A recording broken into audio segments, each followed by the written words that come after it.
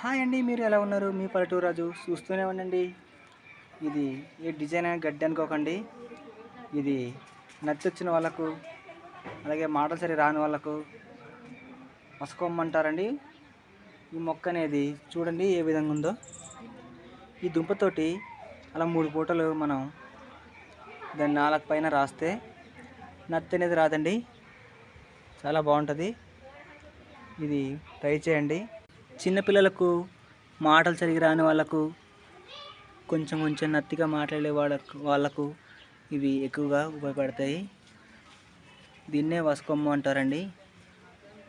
చూడండి ఏ విధంగా ఉందో. ఇది చూడడానికి ఒక లిల్లీ చెట్టులాగా, వరి డుబ్బులాగా కనిపిస్తుంది, కానీ ఇది వసకొమ్మ అంటారండి దీన్ని. చూడండి. వీడియో చూసిన వాళ్ళు లైక్ చేయండి, షేర్ చేయండి.